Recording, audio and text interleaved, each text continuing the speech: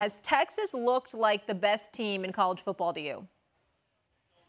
Well, Texas, so far, they have the best win. I mean, going down to Tuscaloosa, and I'm talking about soundly beating Alabama the way they did. I mean, it's not like you walked away from that game talking about, well, Alabama, what they did. It's like, no. It's nothing they could have done that day because Texas was the better team. So they got the best win. Quinn Ewers is playing better than, well, just as well as any quarterback in the nation. What really jumped out to me was their defense. No one expected their defense to be as great as they are right now.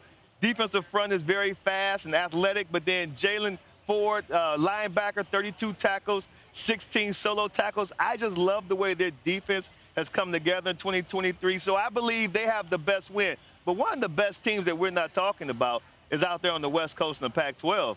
The Washington Huskies, this group right here is a problem, especially offensively. So make sure you pay attention to the Washington Huskies because they're a team to be reckoned with, too. I mean, the way that Michael Penix Jr. is playing, and he got the three best receivers in college football. You look at Rome Odunze right there, and then you got Jalen Polk, Jalen McMillan. They have the best trio of receivers in the FBS. So keep an eye on the Washington Huskies. They're going to make some noise, and they have a big one next week against the Oregon Ducks at home at home for Washington. Yeah.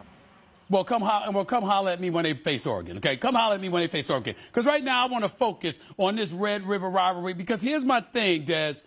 I'm suspect on this particular game, not because of Texas. I'm just looking at Oklahoma. They 5-0, Brent Venables. He's doing a good job this far. They undefeated 5-0 in Oklahoma.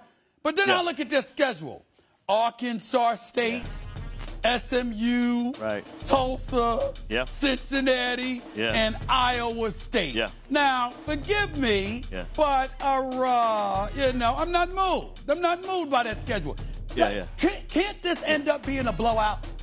Texas, Oklahoma, can't this end up being a blowout? Ooh, you know what, Stephen A., I'm glad you brought that up because last year it was a blowout. Like Texas beat Oklahoma 49-0, almost hung half 100 on them. But in that game, Dylan Gabriel, Oklahoma's quarterback, didn't play, and he's a difference maker. So, I don't see a blowout.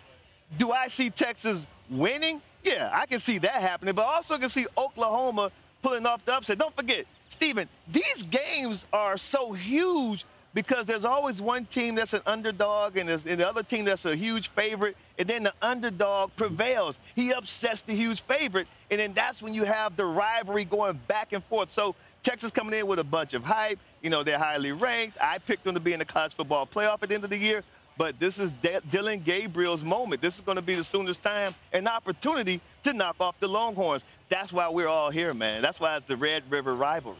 Yeah, and that's why you're at the Texas State Fair with the Ferris wheel behind you. Who's on higher upset alert, Des? Is it Bama or Georgia? Ooh-wee. Well, you know, Molly, if the Georgia game was on the road, Georgia, their home game against Kentucky is in between the hedges. So I like Alabama to be on upset alert simply because they're on the road. And A&M, they always play them pretty tough. Like the Aggies could have won last year in Tuscaloosa. Don't forget, that's a game that Bryce Young did not play. And Jalen Milroe was the quarterback for Alabama, and they almost lost that game in Tuscaloosa. Now Jalen Milroe, he has to go on the road to College Station and going up against this Aggies team that's looking for a signature win. I think defensively, the Aggies should have enough athletes on defense that they can put a spy on Jalen Milroe, keep him in the pocket, and make him try to beat them with his arm as opposed to his legs. So this is going to be a great matchup. So if the one of the two teams going to be on upset alert, Alabama or Georgia, I will pick Alabama because they're on the road. I got to tell you something right now. I've been walking around here, Des, and I meant to ask you this last week, but I'm going to ask it again. Not only are they undefeated at 5-0, but they are the reigning, defending, two-time national champion Georgia Bulldogs.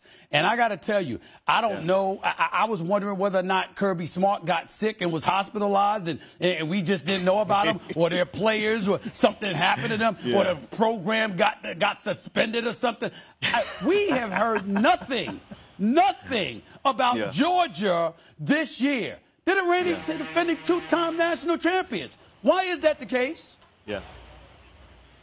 Well, first off, I believe that Georgia they have a pretty soft schedule. I think they have an easy schedule. I know they're in the SEC, so people think there's murder's row, but it's not always like that year in and year out. So first and foremost, I think their schedule is easy. Second of all, when they got into conference play against South Carolina and then again against Auburn, they got off to these really slow starts, and they had to fight back in the second half to win those games. So I believe that we're looking at a Georgia Bulldogs team that's still searching for their identity. They don't know who they are as a team. And when you go from a Stetson Bennett, who was never the best player on his team, but he was a winner. He was the guy who would come through in the clutch when they needed him. And then you go down to Carson Beck, and you're still trying to figure out who you have in him.